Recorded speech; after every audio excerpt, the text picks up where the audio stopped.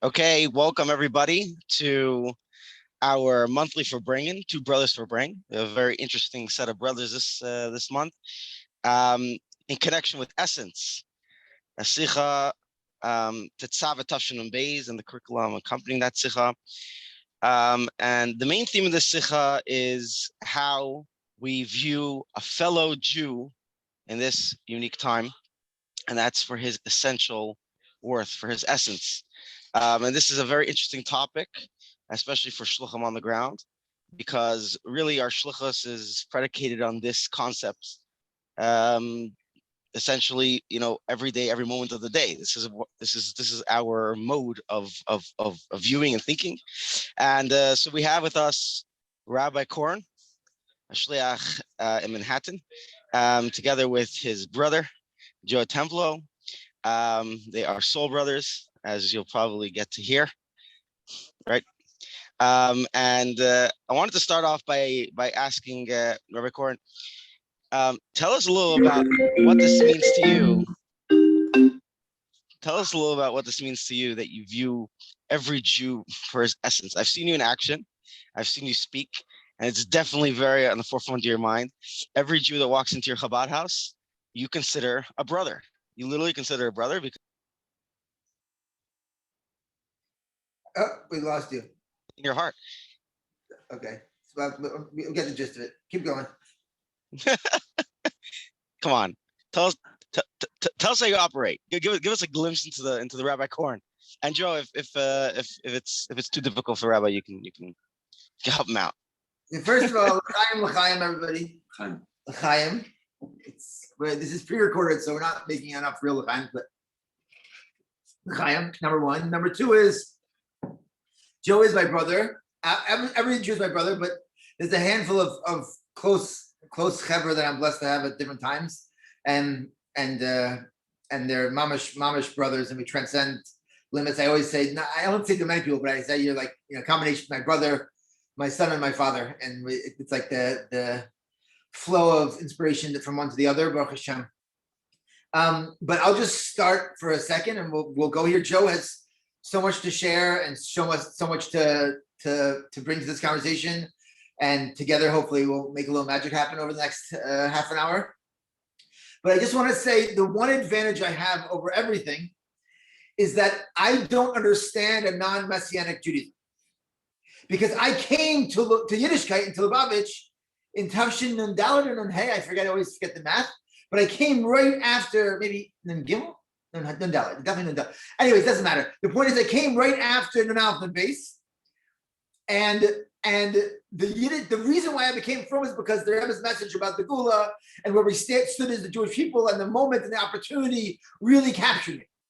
And not just that, but also the Rebbe's ideological messages about essence and about anybody can lead, and the fact that, like, a lot of the Nun Beis Sichas I learned in Sichas in English before I could even learn Hebrew, about like the Bikurim and a Jew being an end in of themselves and atzmos, and without even any utility, just the isness of atzmos that's expressed in every Jew already turned me on. Is part of my process of becoming from and becoming a chassid and becoming a shliach, or trying to become a chassid. And so the truth is that for me, the only Yiddishkeit I relate to is one that's messianic and that sees us on an essence level. And the truth is that it comes with a lot of deficiencies too. I lack other features in my Jewish diet, but that is for me where I'm most comfortable. And the truth is that I've suffered significantly because I wasn't prepared for how long this would take. Like when I signed up, and I didn't know how much patience I was gonna have to have, and I didn't know how arduous it would be. Like I thought we'd be much further along by now, in full honesty, like just organizationally ourselves, myself, and I suffered a lot, like in myself, just frustrated, like that it's not moving faster, not for me, not for the organization, not for the Shluchim at large.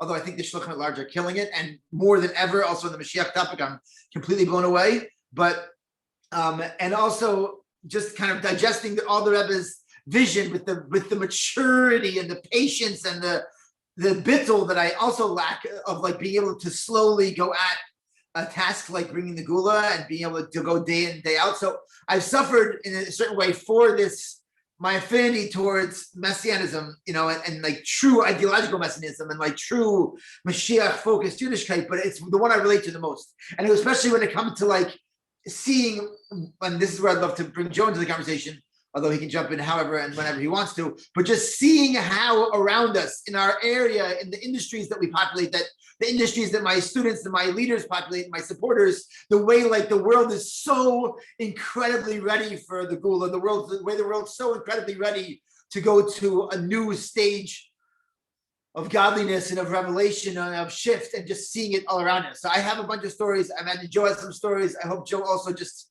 says his own hello and maybe gives a little context for who he is, because maybe people know me more than they know so that's him. a great idea. I think we should. No, Joe, you're on the flyer. It says you're a mushpa of Rabbi Korn. I guess that's how you identify yourself. No, he's not my exclusive mushpa. I don't want to take credit for him. Okay, Joe. I understand how Rabbi Korn qualifies Messianic Judaism. It's straight on the flyer. This is one of his slogans and mottos: Jews of the future. That's how he views the people in his Chabad house and his fellow Shluchim and his family. That's how he views the Jews of this generation, which is incredible wording. Jews of the future. What does Jews of the future mean to you? Tell us a little bit about yourself, what you do, and do you also have this view on your fellow Jews of the future? Are you also a Messianic Judaism type of guy? L'chaim. No, but yeah, let's start off like it's oat milk. Matcha drink. Okay, yeah, start off. Where you from? Where you from? Where you headed? Sure. My name is Joe Teplow. I grew up in Teaneck, New Jersey. I lived in the East Village for I don't even know. I don't know what to say. 6, 7 years now. More. 8 years maybe. 8 maybe. Reb Joe, you're gonna have to speak up a little. Okay. I've lived in the East Village for 8 years now. And I went to Yeshiva University. I wanted to be a doctor, like a lot of good Jewish boys. That was my dream. And my last year in undergrad, I came down to the Chabad House for my first experience in a Chabad house, honestly, even growing up modern Orthodox. And the story I told before the kinnis was that I went to my first Farbreng in the basement here. This place, I was intimidated by this. I heard a lot about NYU, Chabad. There was 300 kids upstairs, everyone fancy. Came downstairs, went to my first Farbreng with Rabbi Korn in the conference room, which we don't use so much on Shabbos anymore. And saw 10, 15 people in a room. A girl starts bawling about her week, about God, about what she was going through. Actually, don't even remember who this was. We should find out. And Rabbi was, consoling her and talking about, how God was involved in the struggle. And I remember clearly it was my first time. I always took prayer seriously. I felt I took my relationship with God seriously, but it was the first time I witnessed like a combination of vulnerability and spirituality in the same place. And the fact that they didn't have to be divorced, they could be intertwined. And I grew up, I think this is the first time I saw a girl cry that was not my mom or my sister, right? And I remember there was something special going on here that I wanted to be a part of. And I came back the next month, slept on my friend's couch downtown. I was in YU uptown, came back the next month. And eventually I was, on the couch so much that my friend said, enough, you gotta move down here. Simultaneously, I ended up starting a nonprofit that led to a for-profit company. I dropped out of undergrad. Actually, the first semester I moved down here while I was in school, I remember. And I fell in love with the community here, made some dear friends, and honestly fell in love with Chassidus and Chabad through this Chabad house, and made this my home. Now I like to think of my apartment as an extension of the Chabad house here. We have once a month 150 kids, young professionals over for Shabbos dinner, and I try to be involved as I can here and help the various Shluchim here with everything going on down here. There's like a made-up Chabad statistic that there's more young Jews anywhere in the world. Not made up. Rabbi Sara said it. Okay, that's fine. That there's more young Jews under 30 anywhere in the world other than Tel Aviv, south of 34th Street. And so I like to think we have a massive responsibility here. Anyway, that's a little bit about me. I work in tech. I built a company, thank God. We we grew it, and then 3 years ago we sold the company to Salesforce, which is where I work now. But I spend most of my time investing in companies and doing Hatzalah and various things downtown.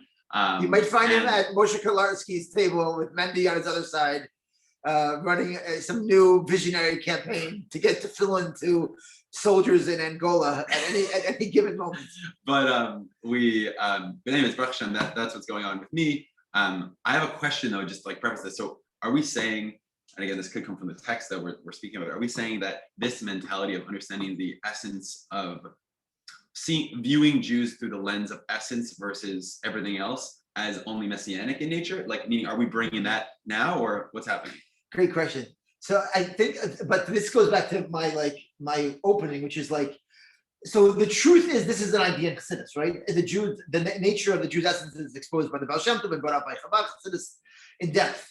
The Chiddush in the Rebbe's last sichas is that it's almost like all that reality was always there, but hard to be seen, hard to be expressed, hard to be translated into reality. Let's broaden it for a second. Let's say, like, was the world always willing to help us to serve God? Sure, but it took a lot of digging to help reveal that. Whereas the Rebbe is saying now the world's ready to reveal it with just a push. So every Jew was always an essential expression of, Tanya says, it's a piece of Hashem. But now we're ready to relate to the Jews primarily on that level. And that's missing. And that's missing. So we're talking about a shift of no new truths, but truths that are now more accessible. It's almost like reality. A lot of the Rebbe's last few talks are talking about how the service is changing because the world's changed, because the process of purifying the world has been completed. So we're like watching inner truths come to be like outer truths as well. Did that answer your question? Yeah, I mean, no. So operating on that level today is ushering in that thought process. Yeah, but it's that seeing the world differently helps us digest the new reality that's actually here. Correct. It's actually the Rebbe talks in the end. They're saying that we're here, but it's a process of us like beginning to live with it. So we're in a different world than we were ever in. But if we keep living that way, we won't be able to. I mean, Hashem will help eventually, but we won't be able to shift if we don't change our behavior. Someone once told me, Tzvi Hamnik, I think he spoke for one of these projects, 20 years ago, he said, if you kick a trained horse, it's still going to kick you back. So it's like, if you still relate to the world, like, oh, the world's going to give me such a hard time. Okay, it's going to give you a hard time. If you walk in and say, this place that the world is going to open up for me in serving God, you're going to see that now. Even maybe 100 years ago, that positivity wouldn't have resulted in the same. Yeah. It's part of this. Yeah. Shlomi, Rabbi Korn, by the way, you just said something in passing, which I just want to clarify for the audience. So basically, there's two things going on over here. Seeing a Jew for their essence brings Mashiach. It's one of the things that brings Mashiach. But also because we're so close to Mashiach, we are empowered to see the Jew for their essence. Right? Get the second point? And not just the first thing we just said, but because of the time we're living in, we're also being given new abilities to live in that era. Right. No, that I hear.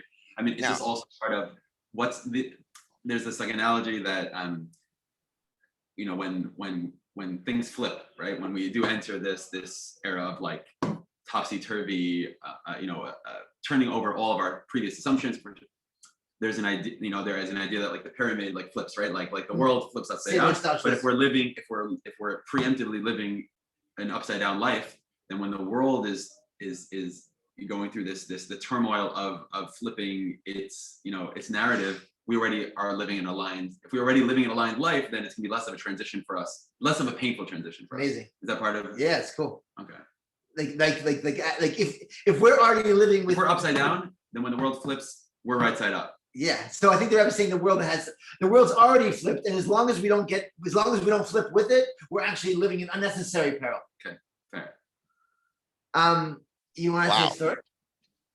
No. That resonates. Wait, so before I get to stories, I had a question for both of you.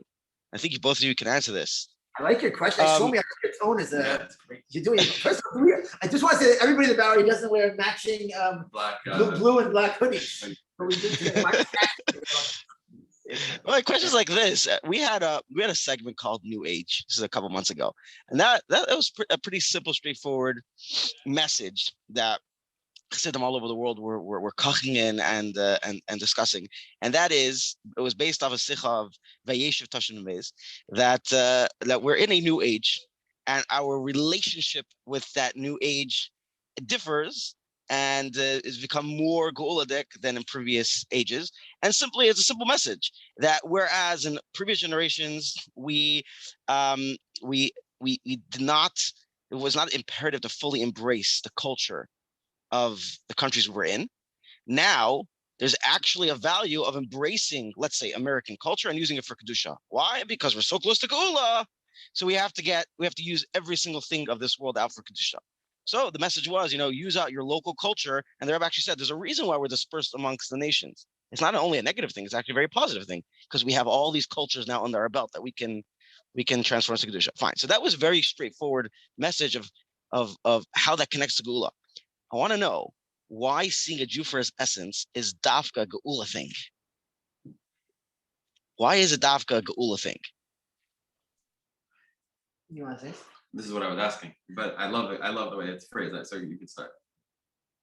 I think to me, my understanding is that the Geula is time that we were just saying this, the embedded truths in reality are finally primary. Part of the gullus of the Tzimtzum is that primary truths aren't primary.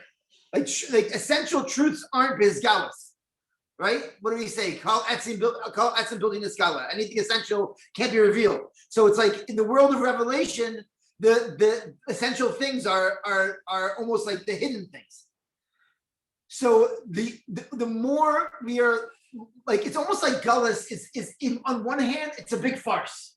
It's a big show. It's a big facade. It's not, we don't say in Yiddishkeit that like existence is false, because we say Bereshis bara Elokim, but just still, gullus is itself really a big production.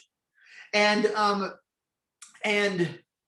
the like coming to Geula is coming out of the falsehood of production, coming out of the fakeness of the show.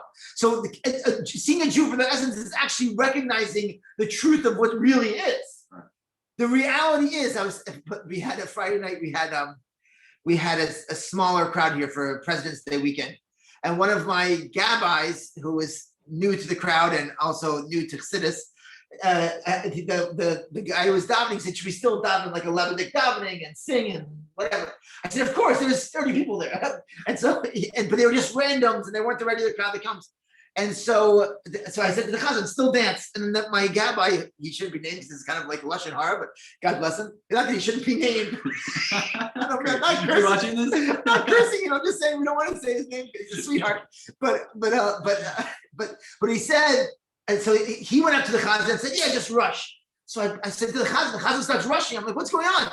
So he said, the gabbai told me to hurry. So I called the gabbai over. I said, what's going on? He said, nobody's here. I said, nobody's here. I said, nobody's here. I said, do you mean no one that knows how to sing is here? Or no one that cares if we sing is here? He said, the second one. I said, and I lost it. I was like, there's 30 mama. There's 30 pieces of God's essence in our room. We're not going to sing and celebrate with them, let alone that it's Adar, whatever. But the point is that the reality is that we are coming out of a falsehood. The falsehood is who you are is based on performance. And this is a gullus of America. This is American gullus.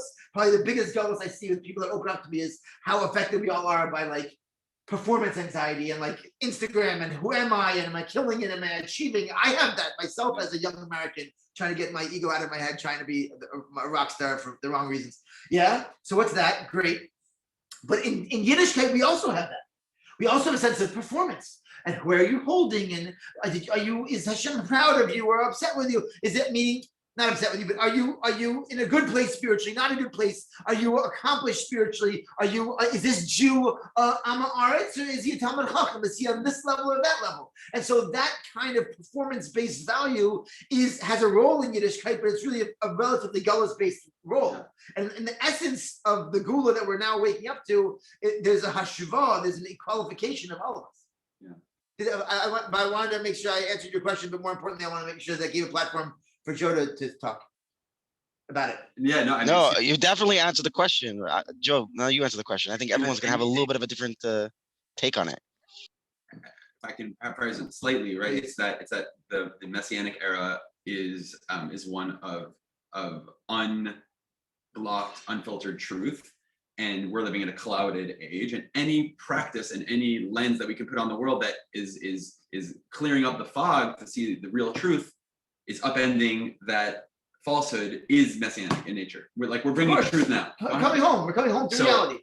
So funny. So it's such a refreshing lens, and when you hear it, to me, and I know this is not this is not a rational filter, but when you hear something that resonates super deeply, and it's just it's like a sign of truth, right? I had this is so Chabad, but I had a situation where there was a Jew that's Baruch Hashem very, very, very successful, and we were at a conference, and before he went on stage, I asked if he'd put on tefillin yet. And he's like, I haven't put on tefillin since God knows what. So we're doing it. Me and my friend both at the conference in where were we, in Detroit, put tefillin on him. This is 3 years ago. And I always say that, to those who have told me that, putting tefillin on a Jew isn't necessarily the first thing they would do with someone that is less engaged. For me, I've always felt like if this is a person is doing a mitzvah and it connects to a deeper part of them, that won't be the last time. And it's proven true for me. And so, of course, 2 months ago, this Jew reaches back out. God knows what he was going through at the time. He said, Joe, can you FaceTime me and show me how to put on tefillin again? And so I actually asked the rabbi if I could do tefillin at night to show a Jew in LA how to do it so I didn't have to wait a day. And he said, of course, you just don't say bracha. So I'm FaceTiming this Jew in Los Angeles and his, Beverly Hills. And I'm putting on tefillin at night in Soho. And he's putting on tefillin during the day. It was really special. But it occurred to me that the tefillin he's wearing is probably, I don't know where he got it, and it's probably not. I asked him, it looked like it was cardboard or something. And so I said, where did you get this tefillin? He's like, it's my grandfather's from Iran, 3 generations ago. I said, I get my tefillin checked every so often. Could we arrange something? He's like, you know what? Why don't we get a new pair of tefillin? I was like, that's a beautiful idea. So I call up, the sofer, and the sofer says, do you want Sephardi or Ashkenaz? I was like, it's a really good question. I don't know. So I called one of my mashpiyas, and he says, Joe, it doesn't matter if it's Sephardi or Ashkenaz. It matters whether the sofer is a God-fearing person, whether you know the sofer. And it's so funny because I remembered that was the exact same answer he gave to me a year and a half ago when my tefillin were stolen and I needed a new pair. And what it ultimately resulted in was me needing to find a sofer that I knew, which of course is way more costly. And here I am thinking that, this is a Jew who's putting on tefillin for the first time. Let's just get him a nice pair, go to the sofa, get a random Sephardi Ashkenaz pair. But the answer given is the same as given to me. Of course, I'm operating on, it's his first time. Let's see if he likes it before he invests in a real pair.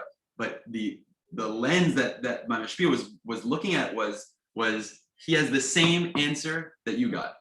This is a yid is a yid is a yid. And it was so refreshing because I was like, wow, he's right. This person can afford a nice pair. Why? Because this is second time putting on. Should he have any different relationship with this item than I did? There's countless examples of this, right? That's the lens we're operating with. Wow. Both those stories, by the way, sir, I just want to say, this is Farbreng, so it's not just story time. I'll explain. One of the big challenges we have is taking something you learn and then seeing that play out as you're walking through the street, walking through your Chabad house, doing your business. There's a very, very big divide. So as Chassidim, we have this Farbreng, which serves as the bridge. When you say a story like that, aside the story of the Friday night, aside the story of the tefillin, that really brings it home.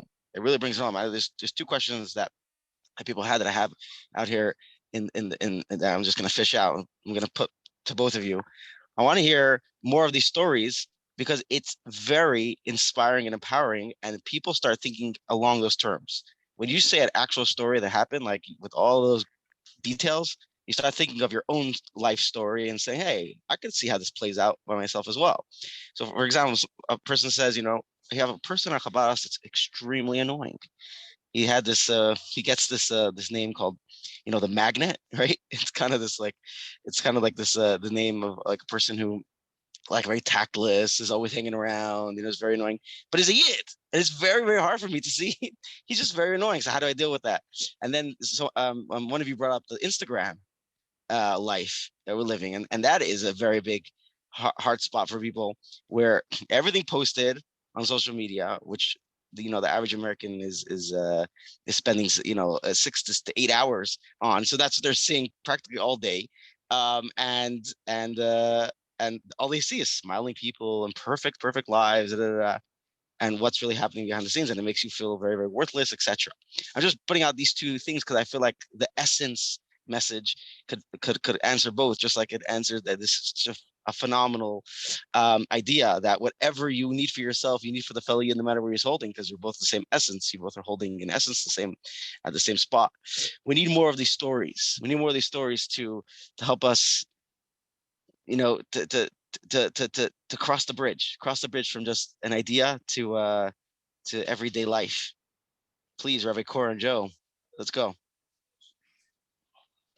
Two things. First of all, Joe has, I just want to say a lot of Joe's incredible stories, he's not comfortable sharing like the names of the people because he goes places that none of us could go, and it's incredible. Like literally, when I hear the names of the people that he's having the story, it's like blows my mind that Hashem brings him to such a position in the world where, and there people want to put on to film that. But I think that also speaks to your second point, which is as far as Instagram and all this, like anybody that is around a little bit realizes how false the facade is. Like anybody who lives in any, like in a certain way, we're blessed to see here in such a successful area how depressed successful people are, and how lonely or sad people that look like they're killing it really are, and our society is seeing it a lot.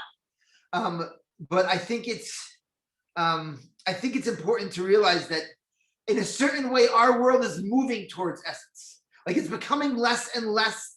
The facade of looking like you have it all figured out is slowly becoming less and less trustworthy as our society is exposing things more and more, even in like very extreme ways. You see like people can't do one wrong thing in the workplace without being exposed. There's a certain degree of exposure that's occurring, which is like, excuse me, for better or for worse, exposing the human condition and human imperfection and human fragility. And like in a certain way, the more honest and vulnerable you are, is actually more, it's cooler today. So I think that number one is that when it comes to realizing that we're all fools and we're all broken and we're all imperfect, it's also a way for us to realize that we're all also essence, we're all also Elokus. So I think that as far as not being allured by the world's, like how cool everybody is, that's one piece. And I think that Joe sees that a lot and shocks me with it, by people that maybe wouldn't be so close to Chabad Rabbi, but are close to Joe, who's might as well. So you're like you're the undercover. He's undercover, although you're the undercover. He's not gonna be, he's trying every day. He wants to let his beard grow. He's like, please, can I let it grow? He sits there and just says, no, it's for the sake of Israel. But okay, don't worry. This is why I absolve myself. He has other mashpiyim who now can take responsibility for this, because I don't want to get involved in my relationship with him as a donor.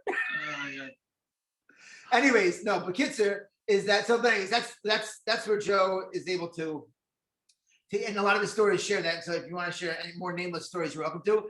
But the question that maybe also I feel like you're better to talk to than I am, it's just like the piece about like the annoying Jew, because Joe is about Av Israel, like spends nights in hospitals with random people sleeping on the floor so they don't feel alone. And I do not I would not give that accolade to myself. So maybe you can speak a little bit about Av Israel much better than I can. Well, so first things first, to your former report about people seeking essence. At this point, I completely agree. I think we've never lived in an age where like wild success beyond anything that was possible in previous years at a speed with which was never possible was achievable and within the grasp of people. And scale is that's achievable now is beyond what we ever imagined.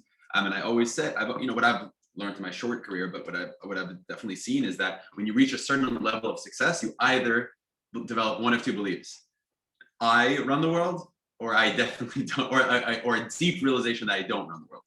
And I've seen both. Unfortunately, you do see both, and there's an arrogance that can come with it.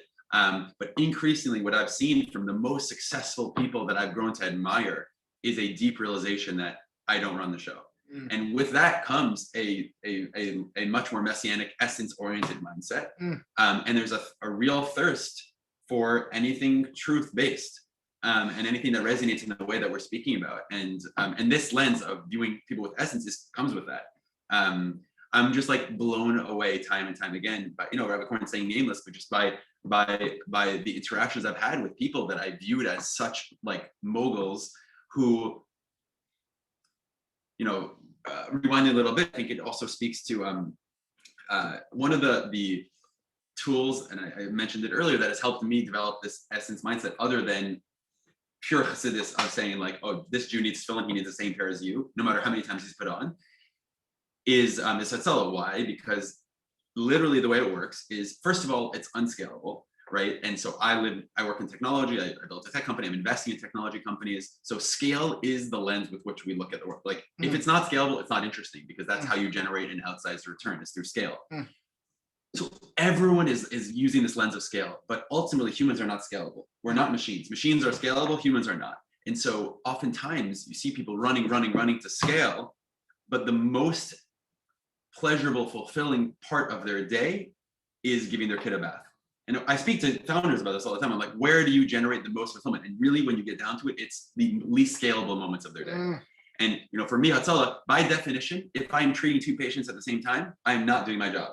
That is like poor patient care. You have to be one-on-one. That's how it works. And so it has been a slap in the face to me of like, and the reason why it's so viscerally fulfilling to me is because it is the opposite of the lens with which I'm having in my entire day.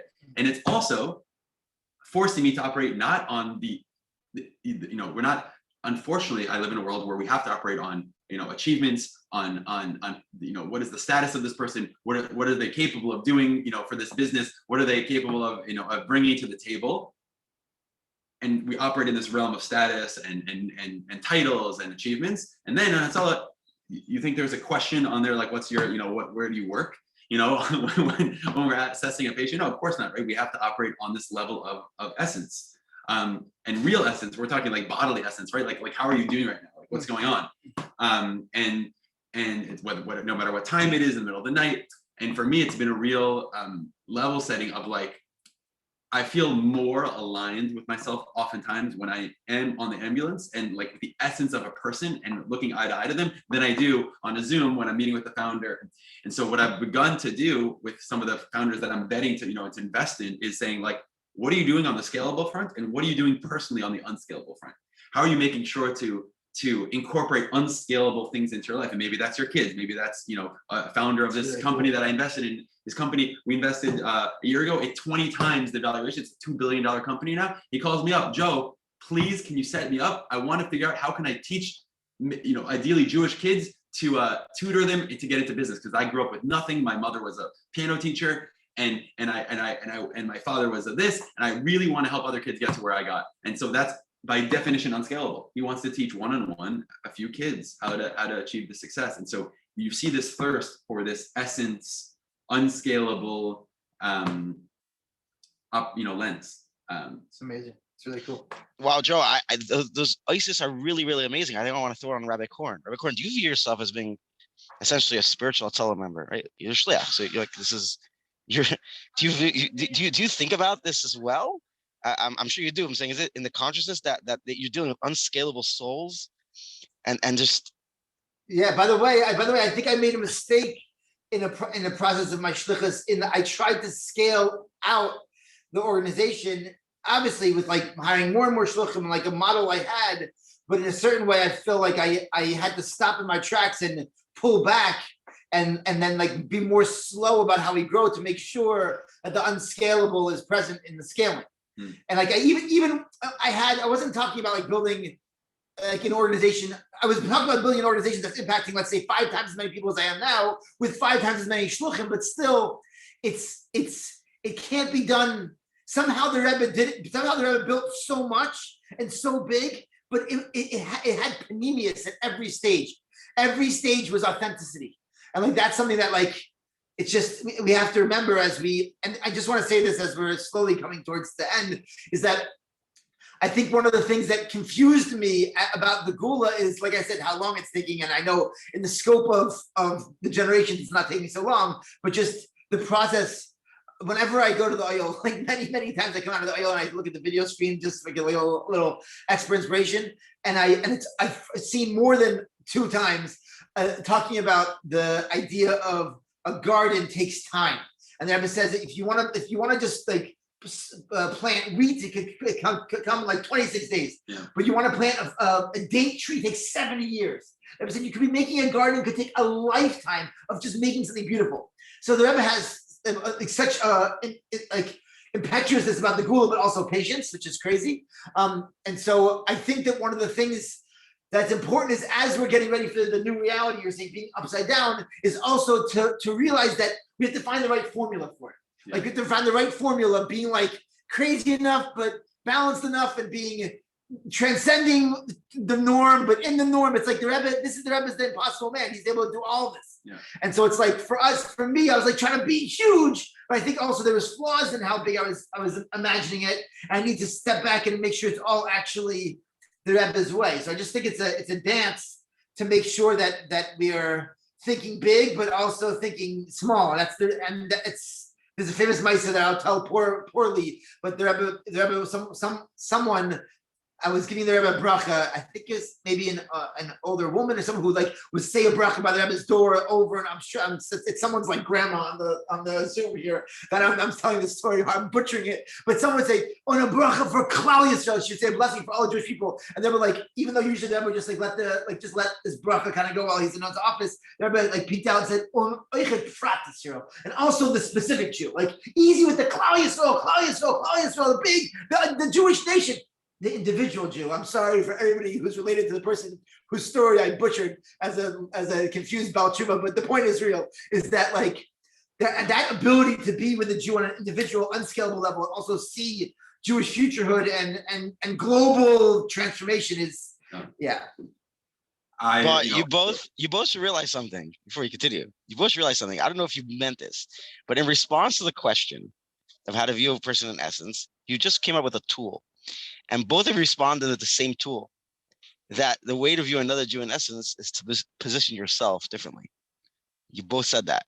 So like if I put in your own words, Joe, you said basically, if you're a telemember, if you view yourself as a telemember and not a CEO, then you're going to view another Jew as in essence, I don't know what it means to position yourself as a telemember across the board. I think that being a shliach kind of puts you in that position, forces you to be in that position. But let's go back to this. The shliach tells me the guy's pashut annoying. He's annoying. He annoys me. What do you do with annoying Jews?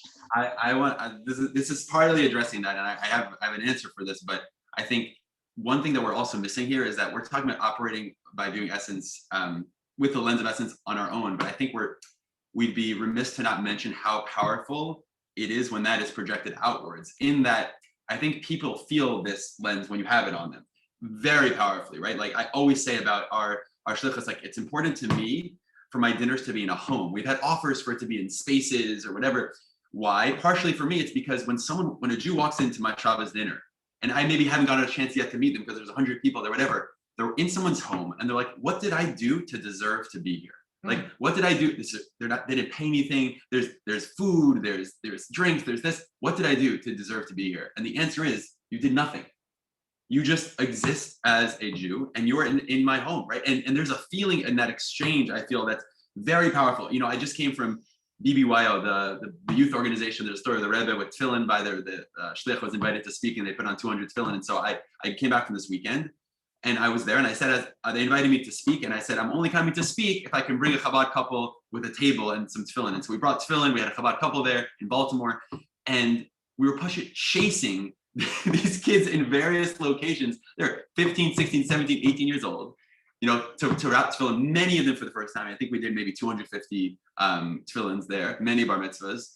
And when you see in their eyes, when you get a moment to just stop for a second, I remember I was thinking the whole time, like, I have one of my mashpias is a moel, and he does a few brisin every day. And I was like, how do you stop and recognize that every single time you're doing this bris, when you're doing 3 a day, you're changing, you could be, you know, it could be a ritual that is changing the trajectory of this person's life. So I lost sight of that a little bit. But at moments, you look at these kids' eyes, literally they're children, I was like, he's like, what? They're like, what did I do that you're so excited about this opportunity to do this with me? And the answer is they did nothing. And they can feel that when you really project that lens. And so in my answer to, you did nothing except be a holy, holy, just like I am, right? And they're looking, they're like, wait, aren't you a speaker? Why are you like, why aren't you now like chasing all the kids in line to at breakfast? We went into the breakfast to interrupt their breakfast to do this.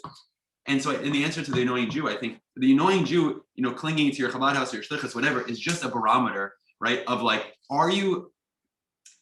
the annoying Jew is probably the one that is easiest to feel that welcomeness and that essence lens. So you're doing a good job, right? But what I would say is that like, the more annoying Jews you have clinging to you, it's a better indicator. But really, you're going to know you're doing a good job in essence when the coolest Jews are clinging to you in the same way the annoying ones are, because that's when you've known. The annoying Jew is the one that takes the least to feel welcome in that essence lens, right? And that takes the least to warm them up to come to your place, right? So, okay, great, you're Shekach, you have an annoying Jew in your Chabad house, like Mazel Tov, right? But like when you have all the cool Jews that are like not leaving until Friday at dinner when you want them to, that's when you're really having this essence lens hat on properly. I don't know.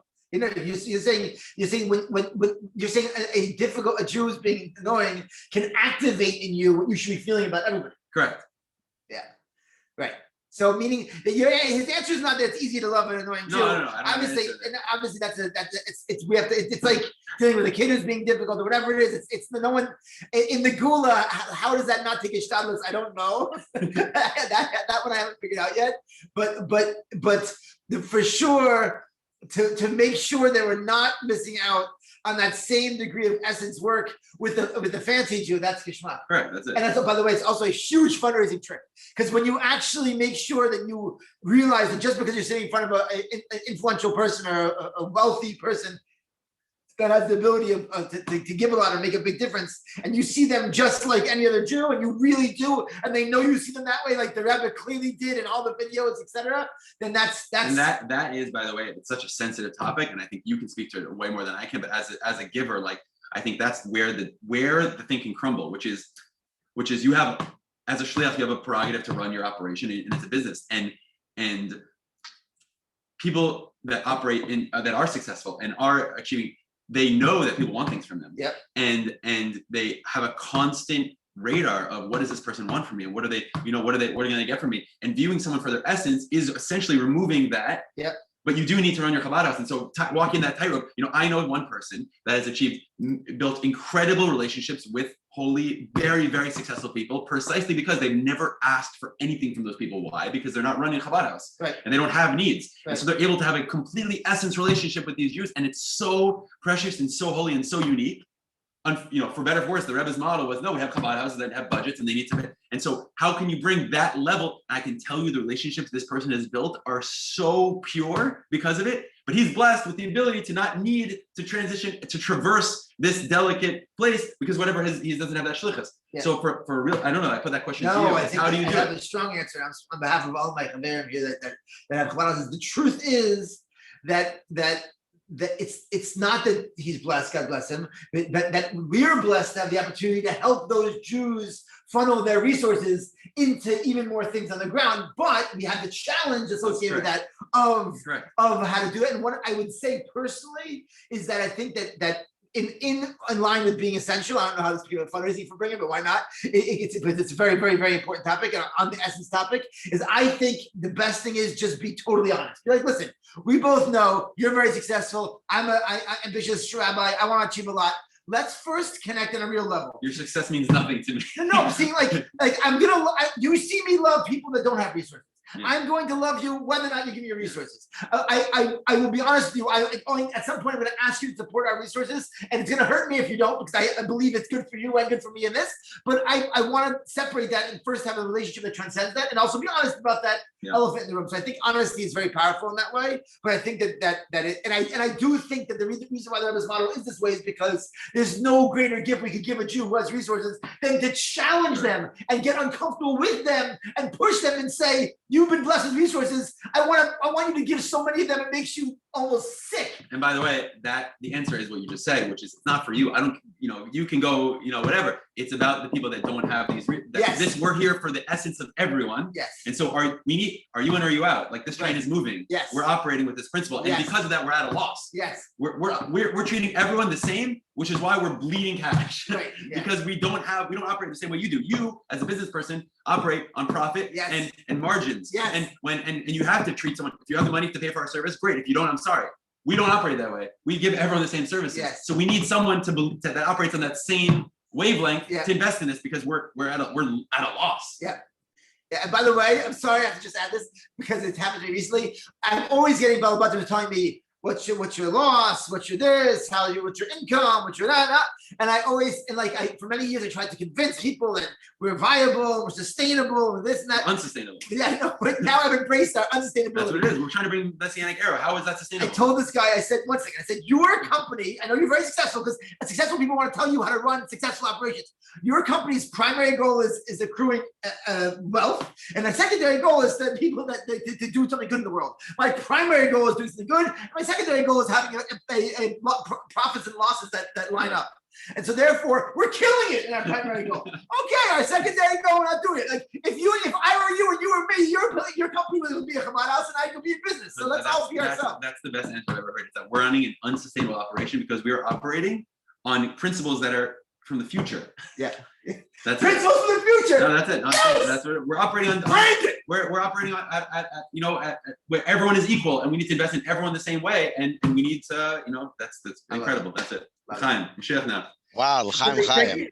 Thank you for making us do this, and thank you for all of them that Mashiach office has done. Mamish Kipshuta in the past year. Just I really mean it. I'm so thankful to God Almighty, literally, that the Kachin Rebbe Sichas and the Mashiach ideology has become so mainstream and spread, and so many Shluchim are participating, and it's inspiring me to have a renewal of interest and focus on everything. I really appreciate it. You should have a lot of bracha and tzedakah for everybody that's participating in this, and thank you for everybody that sat and listened to us talk to a screen for 45 minutes. And thank you to Joe Teplow. Yeah, thank you, Rabbi Joe. Baruch Hashem, you've said some incredible ISIS. Really, our whole Mindset, the Mashiach Harvest is generating ISIS. We want to try to bridge that thing that we all know. We all know Mashiach's coming. We all know we're in Dershvi. We all know we're on the Safagula. We all know this. How does it affect our life? Is the challenging step. So Baruch Hashem, we have the Essence program. You can go to teplow's.com/essence, and over there you have an incredible booklet, which would really get your mind into that mode of bringing this element of the Moshiach mindset, which is seeing every Jew at their essence, bring it into a pomamish. But I think this Farbreng did it better than anything else, because you have incredible aces from both from the two brothers here. Amazing aces. So I encourage everybody, and I just want to end off because the Rebbe's birthday, very big birthday, is looming ahead, and the whole Jewish world is getting very excited. 120th birthday, and one of the things in the Essence program it's brought out is that, by the way, when did the Rebbe come out with mitzvah yom haledes? When did the Rebbe come out with this whole birthday thing? Right, it was the last mitzvah. It was one of the last mitzvahs. It wasn't a film thing. It wasn't Taras Mishpacha, Bias Mois Farim, Kashrus. That was Temisayim. And then after Chab Shvat, after the Rebbe passed away, in the very later years, where the Rebbe actually qualified after Rebbe passing away as the third tkufa, the last tkufa, right before the Gula. All of a sudden, the Rebbe has it's called a mitzvah yom haledes, and you look at it, and it's like, what is mitzvah yom haledes? Like, what is the campaign for a birthday? It's literally celebrate your birthday. Contemplate it, learn extra nigla, extra chassidus, write about it, but make the birthday become such an essential, such a foundational day. And you think about it, and you're like, why? Nothing happened on your birthday. Maybe your parents just celebrate on your birthday. Maybe your parents just celebrate because that's a very exciting day for them. But nothing happened to you. Maybe your bar mitzvah is a little bit of an accomplishment. You got married, and when you accomplish stuff in this world, that's something to celebrate. Why is it celebrate just being? Why? Because we are the Jews of the future. And Jews of the future, we are essence people. Anyway, so that maybe gives a little bit of insight to the Rebbe's birthday coming up. Yes, I know. Your Shvat's a big day because the Rebbe came Rebbe. Rosh Chodesh Kislev, the Rebbe, came better. Didan Natzach. These are accomplishment days, but this is just essence. It's just essence. Anyway, so pick up the booklet, get involved, and thank you so much for the two brothers. You were an amazing inspiration. I look forward to doing this many times over. Anybody that's in New York City, in Mitzvah this Shabbos, but having a bris here, but I've only had daughters. A lot of them, thank God, but only couldn't get a son. And then our first grandchild was a daughter. We finally had a grandson. The first time. Wow! The Korn dynastic movement. Anyways, the point is that there'll be a bris in Mitzvah. The baby's healthy and everything. Mitzvah this Shabbos, a bris Shabbos day. Rabbi, you realize that we have thousands of viewers. All in New York City. Anybody that's in New York City, I'm not inviting because you're not supposed to invite your bris. I'm announcing a bris here, Shabbos day, Farbreng at CHP all day long. All right. L'chaim. L'chaim. Thank you very much.